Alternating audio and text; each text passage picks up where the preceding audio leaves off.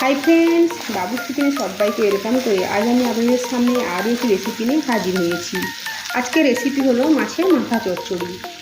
এটি বানানো যেমন সহজ, একদম কম সময়ের মধ্যে কম উপকরণে বানানো হয়ে যায়, আর খেতেও কিন্তু দুর্দান্ত হয়। তা চলুন যাওয়া যাক রেসিপির দিকে, আর ভিডিওটি স্কিপ না করে লাস্ট পর্যন্ত দেখার জন্য অনুরোধ রইল। মাছের মাথা চচ্চড়ি বানানোর জন্য আমি এখানে রুই মাছের মাথা নিয়েছি। এখন এই মাছের মাথার মধ্যে আমি পরিমাণ মতো লবণ দেবো।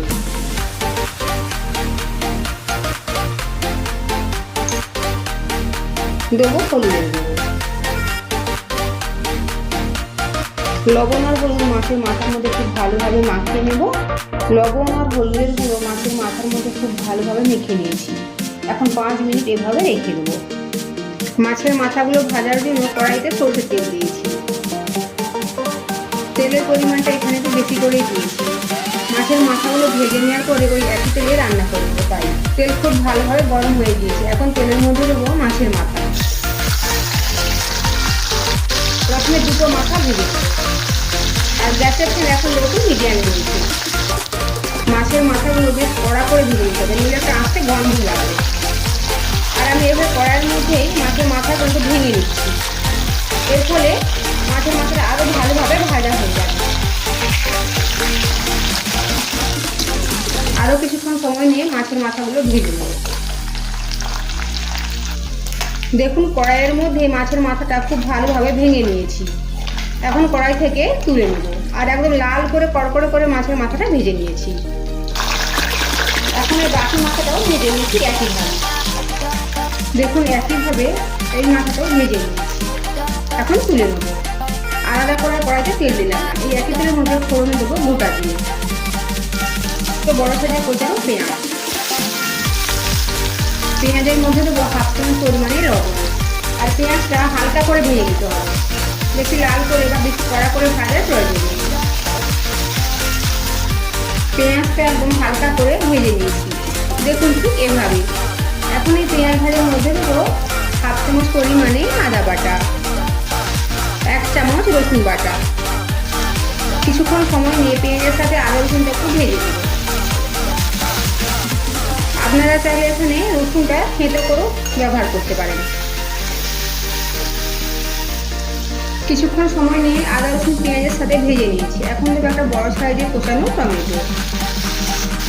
এমনভাবে রান্না করতে হবে যেন টমেটো গলে না যায়, রসে টমেটোটা একটু নরম হয়ে যাবে। ঠিক সেইভাবে কিছুক্ষণ সময় নিয়ে নেড়ে চেড়ে একটু রান্না করে নেব। আর মাঝে দেবো গুঁড়ো মশলা, দেবো হলুদের গুঁড়ো, লাল লঙ্কার গুঁড়ো, ধনে গুঁড়ো দেবো 1 চামচ, দেবো চিকেন মশলা 1/2 চামচ। চিকেন মশলা পুরোপুরি অপশনাল, আপনারা যদি পছন্দ না করেন তবে অবশ্যই চিকেন মশলা স্কিপ করতে পারেন।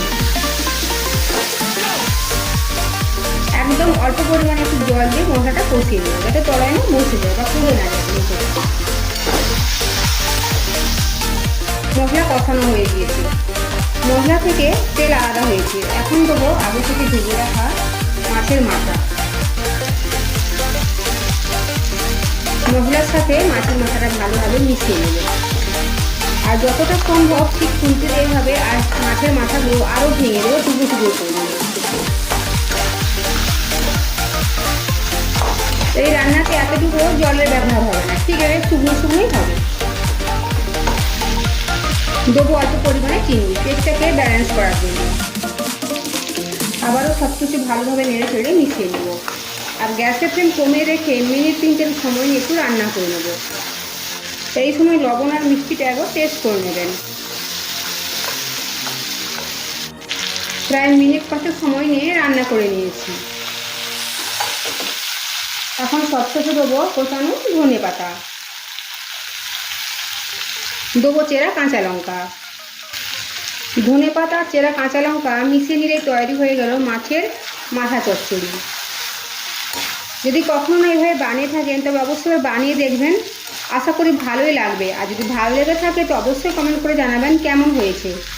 সাথে লাইক, শেয়ার ও সাবস্ক্রাইব করার জন্য অনুরোধ রইল। আর পাশে থাকা বেল আইকন প্রেস করার অনুরোধ রইল আমার প্রতিদিন ভিডিওর আপডেট পাওয়ার জন্য। ভালো থাকবেন, সুস্থ থাকবেন। ফিরে আসছি অন্য কোনো রেসিপি নিয়ে। আর ভিডিওটি লাস্ট পর্যন্ত দেখার জন্য ধন্যবাদ।